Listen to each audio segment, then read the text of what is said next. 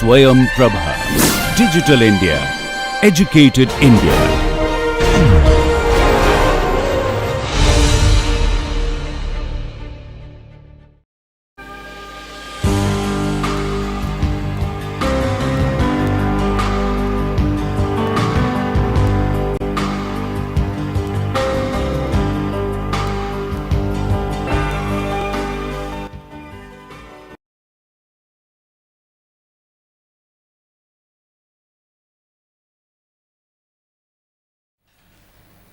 Let us continue our lecture of soil dynamics.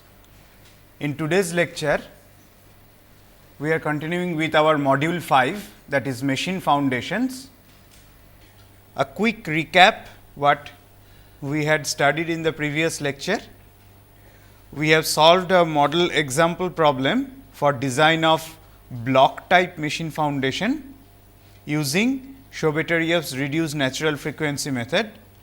The problem statement was given to us with the size of the base plate, then weight of the machine, operating frequency of the machine, and it was asked for 3 different types of soil, how we can design the machine foundation. So, with this knowledge of K, which is required of course to calculate the natural frequency, because natural frequency we need root over k by m. M of course, we can calculate from the size provided. We know the m, what is the mass of the footing, but k we need to compute, that is computed using this expression based on theory of elasticity. So, for first type of soil, that is for G equals to 50 TSF, K is calculated as 4 into 50 into R naught is 1.521 by 1 minus mu is 0.25, which is coming as around 405.6 in the unit of ton per feet. Okay. For second type of soil, that is with G as 100 TSF, K is computed as 4 into 100 into 1.521 by 1 minus 0.25. You can see these are linearly related, 811.2 ton per feet. And for the third type of soil with G as 200 TSF, K is coming out to be 1622.4 ton per feet. Okay. Now, in the next step, we have to calculate the natural frequency for both the cases. Let us start with under tuned case. For under tuned case, F n is how much?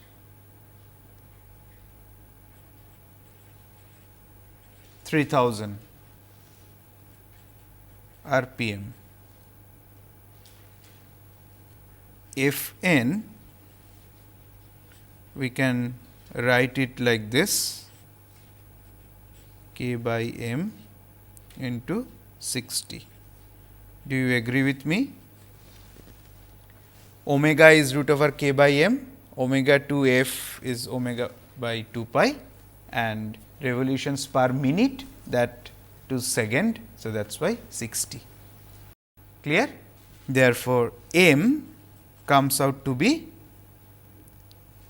k by 2 pi f n by 60 whole square, or m equals to k by pi f n by 30 whole square, which will give us weight W is K times G by pi F n by 30 whole square. Okay. With this equation, now K for each of the G value, for each of the soil parameter, we know K value and F n value is known. So, how much weight is required, we can calculate back. So, let us do that. For first type of soil, that is G equals to 50 TSF, W is coming out, K how much we calculated? 405.6, G is 32.4, pi into F n is 3000 by 30 whole square. How much we are getting? It is coming 0.133 tons.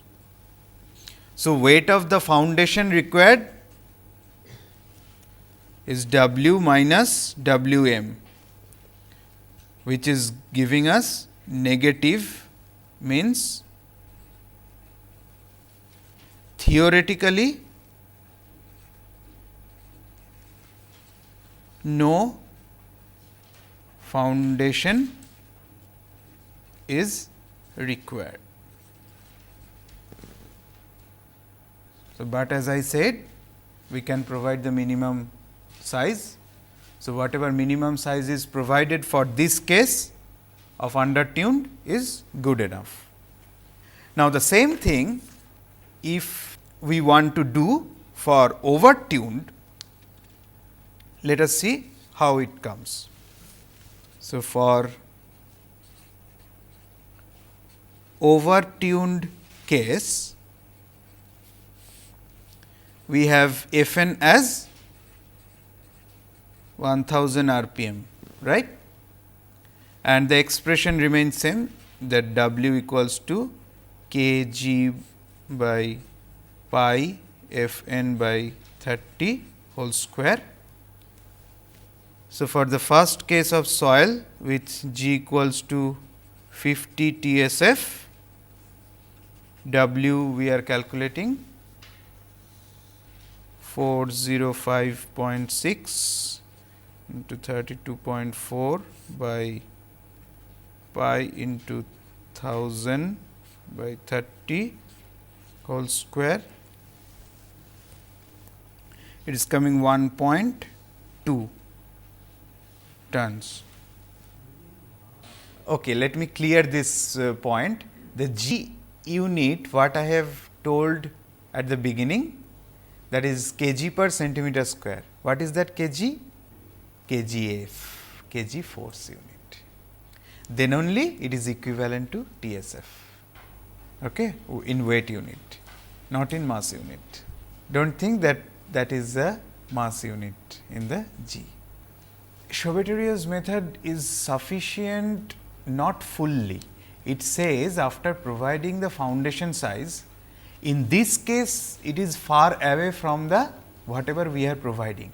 So, it is sometimes required to cross check whether really the no resonance criteria has been satisfied or not.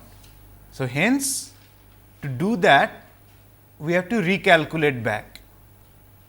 So, another procedure is from the provided section you calculate back your F n and check the ratio of F versus F n. If it is far away from 1, we are on the safer side.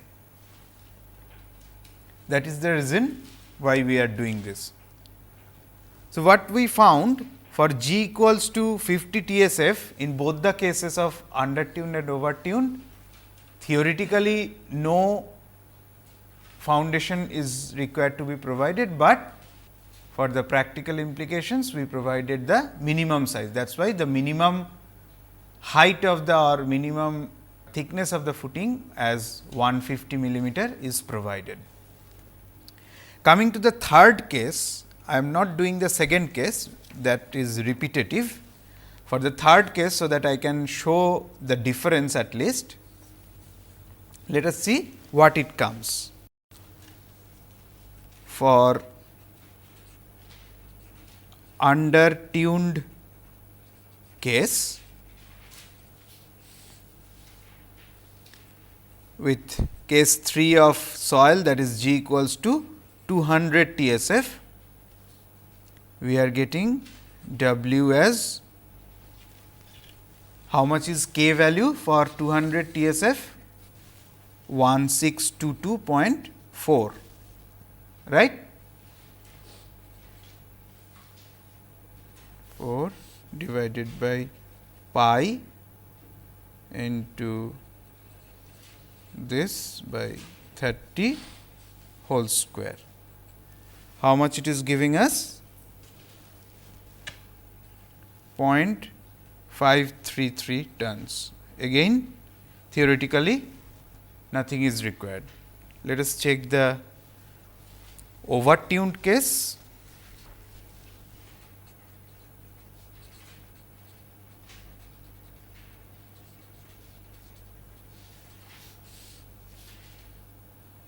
With G value of 200 TSF, W is 1622.4, 32.4 by pi into 1000 by 30 whole square,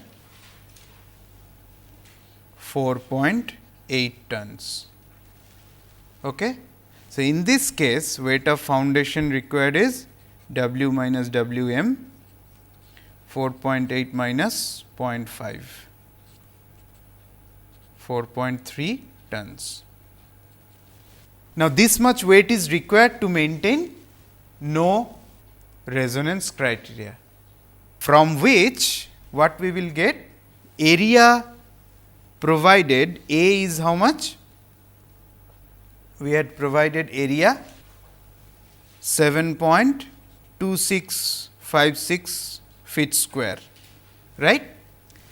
So, height we had assumed 15 centimeter. Now, we have to determine height, so that this weight is provided.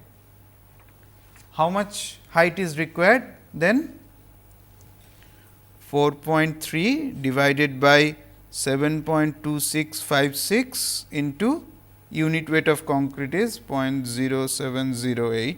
So much of feet. It is coming how much? See, 8.36 feet is the height. Now, your dimension, horizontal dimension in the two directions x and y, and the height are disproportionate, isn't it? So, as a good designer, what we should do? Remember what we said earlier, A is, this A is minimum A to be provided. It is not necessary that we have to keep the clearance of 15 centimeter only, we can keep more clearance. So, the base design will be from this, what it follows, that provide larger A and relatively small h, that is the design decision. So, that this weight of 4.3 tons whatever is required is maintained. And another practical implication, when we are providing the sizes of these foundations, we have to be careful that we generally provide in terms of workable dimensions. What are workable dimensions? In terms of generally in multiples of 25 mm, isn't it? That is why 50 mm, 100 mm, 150 mm, these are the standard sizes. And the thickness, if you provide, you can Now, you have to do a little bit of iteration, which will give you a good design. You can try with say 200 thickness of the footing, then how much area is required. Let us say you keep all around same clearance. So, you will get the idea of area, and your width to breadth ratio based on your size of the base plate is known, you will get the dimensions and convert them to close possible multiples of that 25 So, these are the design guidelines you can note down, which I am not writing. So, as a practicing design engineer, you have to follow this aspect. After getting the weight, get how much is height is required. You have not provided this height, so you have to increase that height. Hence, it is required to be provided a bigger area and a relatively smaller height, instead of giving a very long height and small area. So, let us provide a bigger area with a reasonably smaller height, but not less than 150 always. That is the minimum thickness as required. So, this is the way we do the design of machine foundation size using Tschebotarioff's chart. As we had already discussed earlier, this is the easiest method, because just using that Tschebotarioff's chart, you are getting all these values of area and cross checking it with no resonance criteria. But drawback is nowhere you can calculate the displacement. Okay? On the previous day, when I have shown the plot overtuned and undertuned, so which zone we know it is safer to go. Like if we remain always on the leftmost part, very close to the 0 axis of the natural frequency axis, it will be safer in that side. And if we go on very higher side of the mass, in that case, when the operating speed or machine is getting started, there is a chance that it goes through sometimes the resonance criteria also, because your operating frequency, it is not that it instantly picks up, it will start from 0 to that value. So, these are different conditions you have to check, and which one will be the safer design guidelines. As a engineer, you have to decide. Yeah, I have given here for the sake of completeness both the method, but when you are using your intuition for design, you go for the safest mode.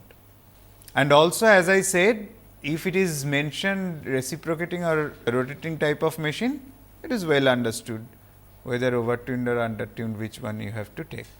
Then there is no need to check for both the cases. Only for intermediate operating frequencies only we do this kind of both calculations. So, as a designer, we are always getting the choices or options for which mode to go and continue. So, let us move to next model.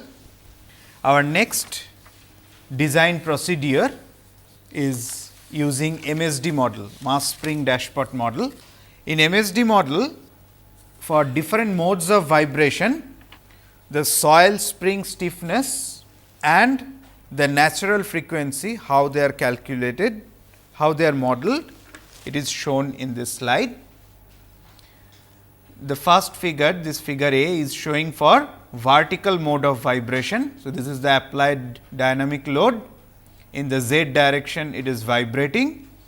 So, the springs are considered having a spring stiffness of k z, that is in the vertical mode of vibration, vertical spring constant, and natural frequency of this system can be computed as natural frequency for vertical mode of vibration, that is why omega n z, which is equals to root over this kz by mass of the machine plus foundation system. Whereas, the second figure it shows sliding mode of vibration, that is it can be lateral in the direction of x or longitudinal in the direction of y, with spring constant k x in this direction and applied load is dynamic load in this direction. So, the natural frequency of the system can be calculated omega n x as root over k x by m. Coming to other two modes, rocking mode of vibration, this picture shows rocking mode of vibration. Applied dynamic load is acting like this, it is rotating about this point O and angular or rotational displacement is phi. So, in this case the natural frequency of the system is computed omega n phi as root over k phi. K phi is nothing but rotational spring constant in this rocking mode divided by m naught is nothing but mass moment of inertia about this point O, about this rotational point. So, similarly for pitching also the similar expression will hold good, only it is about y axis, the other one will be about x axis, but basically the expressions and nature of equations everything remains same. Whereas, for yawing mode of vibration, yawing means when it is rotating about the z axis, applied load is in this direction, the natural frequency of the system is calculated like this omega n phi, omega n psi, this was phi, omega n psi is equals to root over k psi by m z. M z is nothing but mass moment of inertia of the system calculated about this z axis. So, this is mass moment of inertia calculated about z axis, k psi is torsional stiffness of the system. Okay. Now, let us define some terminologies. Coefficient of elastic uniform compression. This is generally denoted by Cu. So, what is Cu? Mathematically, if we express, it is nothing but uniform compression by elastic settlement.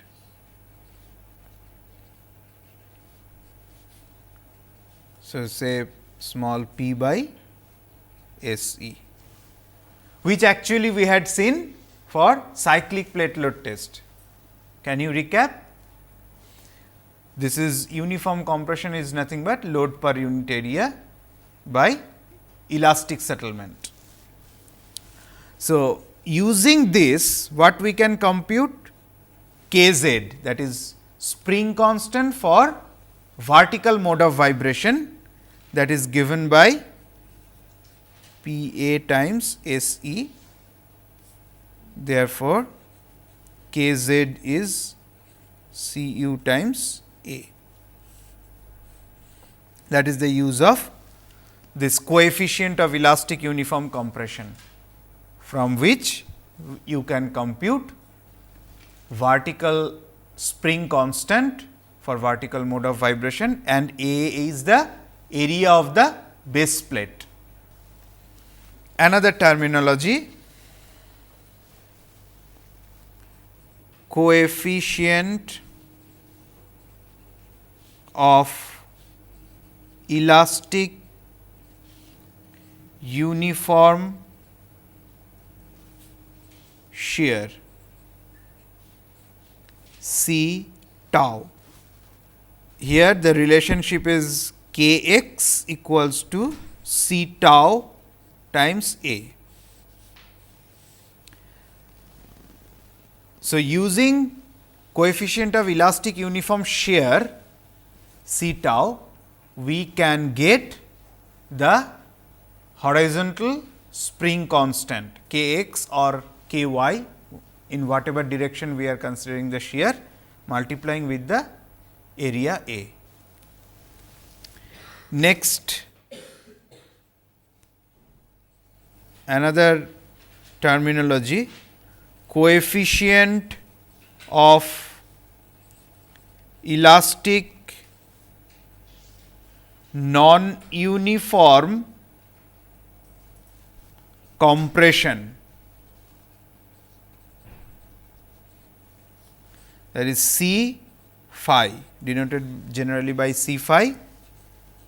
K of phi is related to this as,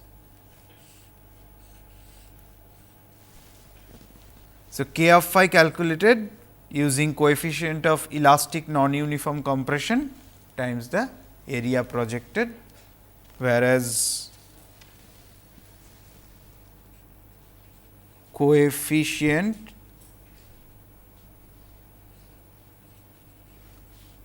of elastic non-uniform shear is denoted by C psi and K psi is calculated as C psi times A. So, these are the 4 terminologies or 4 parameters which can be obtained from test, and then they can be used to compute your spring constant for respective mode of vibrations, whether vertical, whether horizontal, whether rocking or pitching, or whether yawing.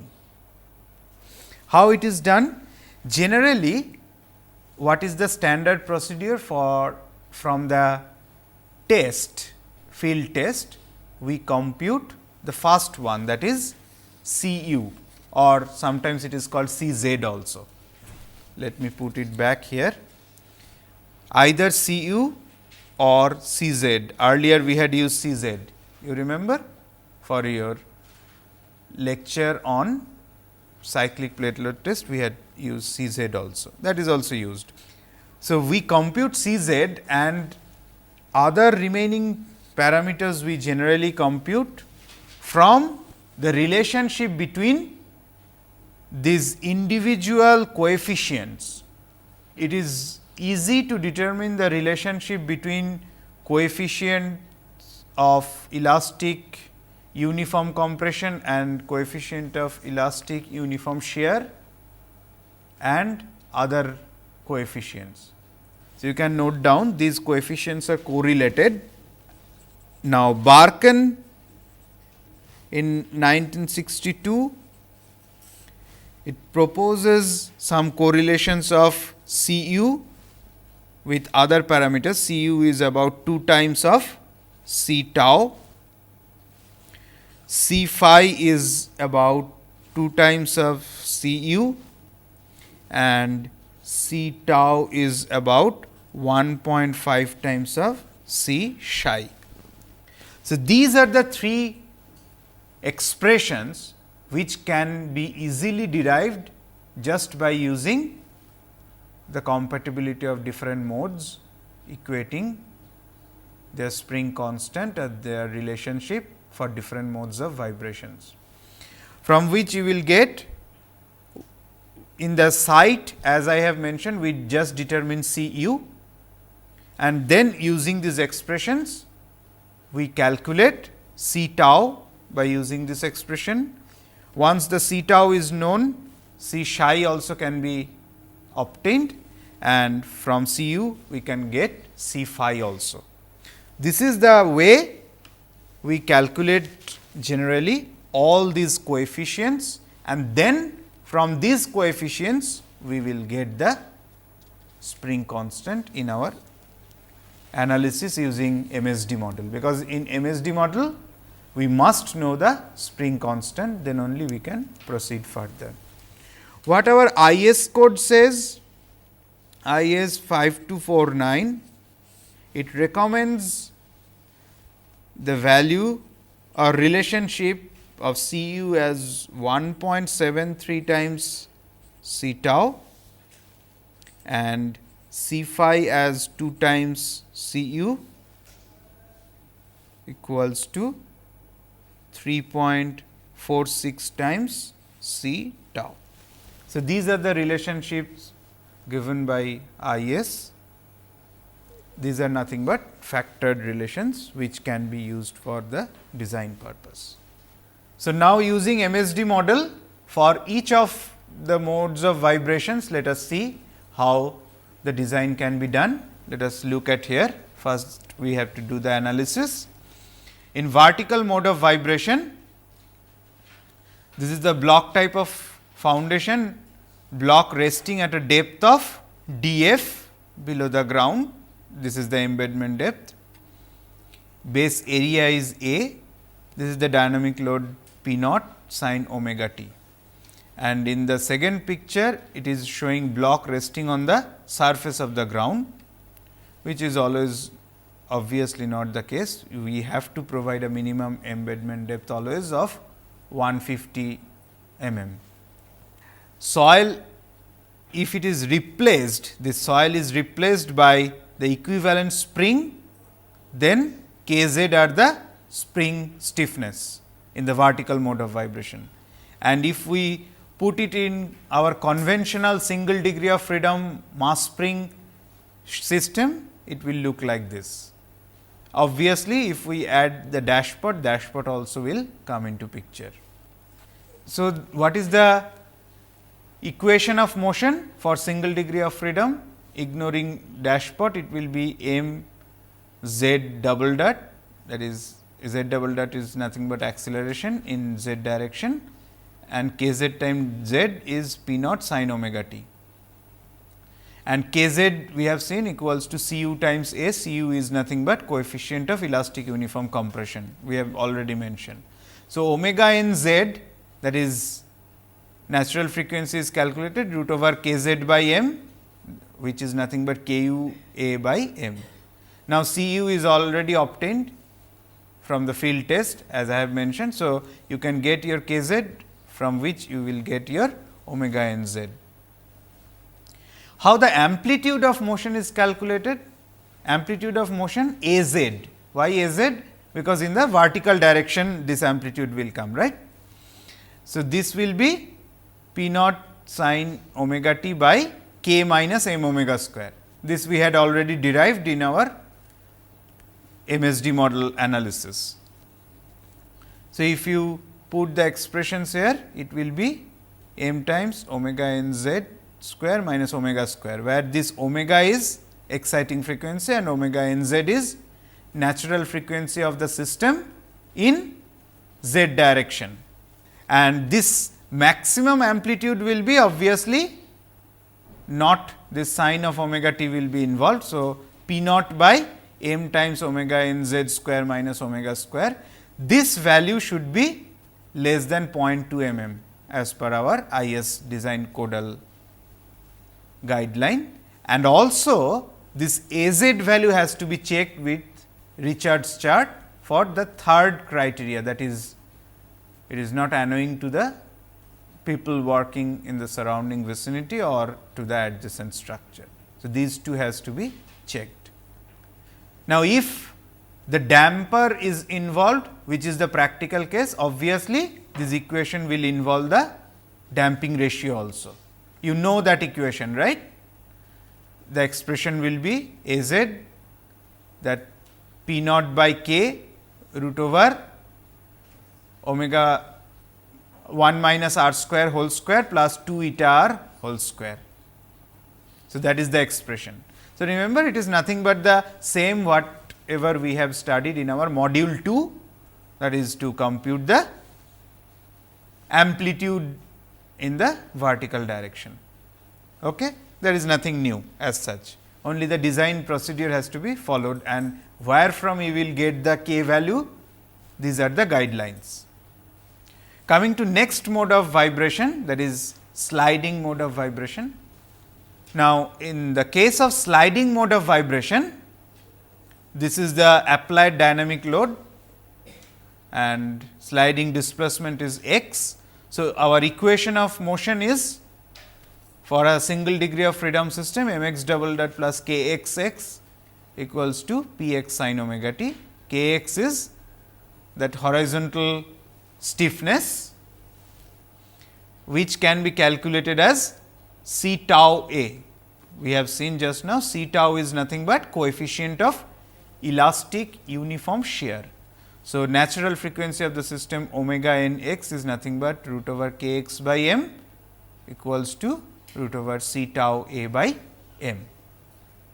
And here how we compute the maximum amplitude of motion a x, amplitude of motion equation will be exactly same for vertical mode also, only difference will be this suffix will be in terms of the sliding direction, that is in x direction if we are considering x, k x and p x, and maximum value will be a x is p x by m omega n x square minus omega square, that also needs to be less than 0.2 mm, and it again needs to be checked with Richards chart.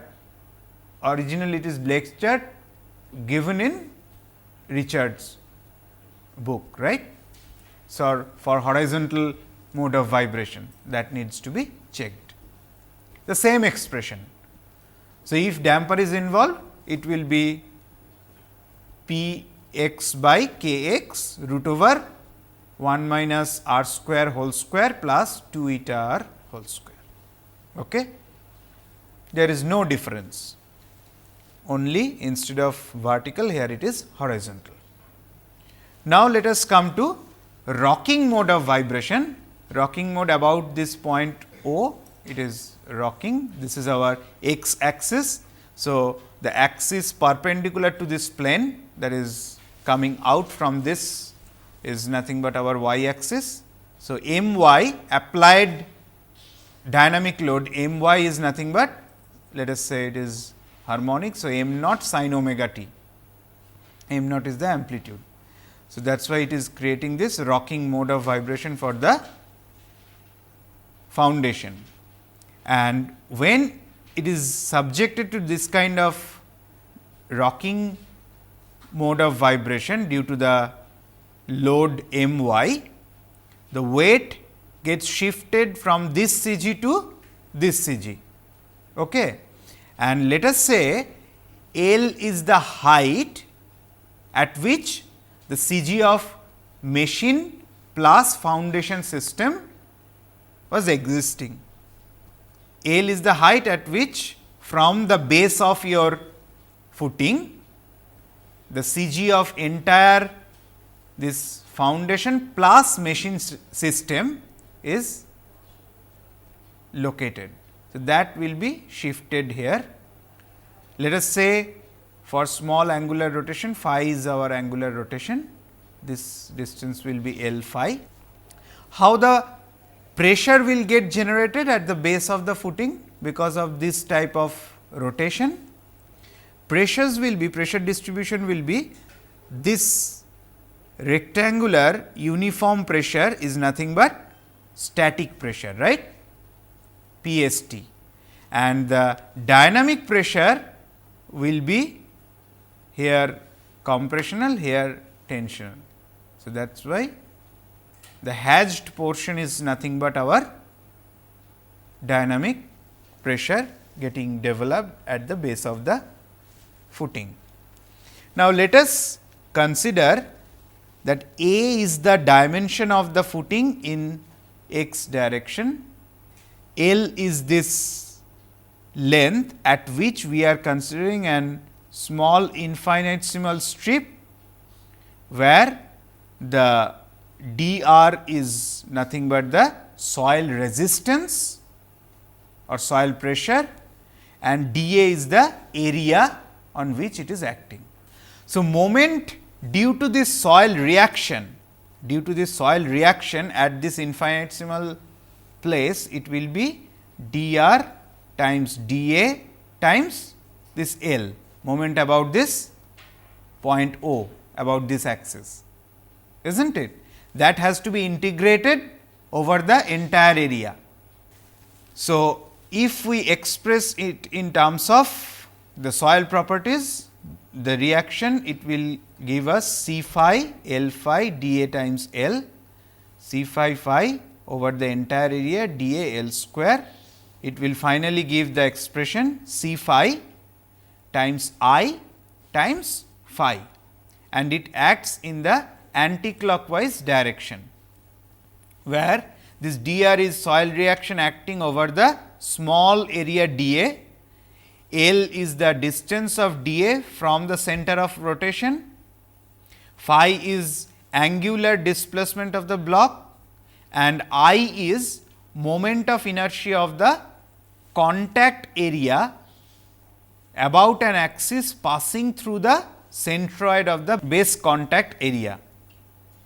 So, centroid of rotation in this case perpendicular to the plane of the vibration. So, remember in this case I is area moment of inertia, not mass moment of inertia. Okay. So, C phi I times phi, this will give us the moment due to the soil reaction.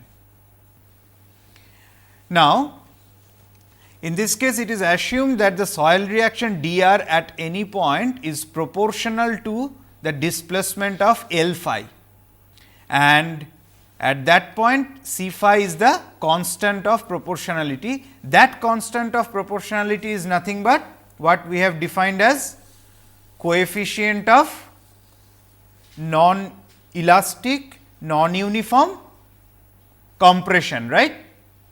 And moment due to displaced position of the CG, because of this rocking mode of vibration, this CG has shifted from here to here. So, because of that, the moment generated is nothing but W into L phi. For small rotation, we assuming this, we are neglecting this component, we are considering L phi, right. So, W times L phi is giving the moment due to displaced position of the CG, and what is externally applied moment, that is dynamic load, nothing but m y is m naught sin omega t. Now, to maintain the equilibrium, or in other words, if we say, if we apply the D'Alembert's principle, it should give us that whatever inertia force is coming for the foundation system, which is nothing but the rotational acceleration is phi double dot and mass moment of inertia is m naught. So, m naught you can note down, it is mass moment of inertia about this axis, about this point O, whereas I is the area moment of inertia. So, do not get confused, this is area moment of inertia, whereas m naught is mass moment of inertia, because here the inertia force is involved. So, this mass moment of inertia times acceleration will give us the inertia force, which should be equated with sum of all other moments which are getting generated externally. Externally because of the reason of soil pressure, displaced location of CG and the applied moment. Clear? So, what is coming? M naught sin omega t applied moment, C phi I phi, we got it from the soil reaction, W L phi we got it from displaced CG location. Sum of them should equate with the inertia force getting generated in the system, which you simplify, you will get in the our conventional or canonical form of equation of motion, that is m naught phi double dot plus phi times C phi minus W L. So, it will be nothing but our resultant k phi. Am I right? This is nothing but resultant k phi equals to m naught sin omega t, the equation for a single degree of freedom system. Now, this natural frequency omega n phi, that is calculated as root over k phi by m naught. Now, k phi is nothing but this one. So, in practice this C phi is much more than W L.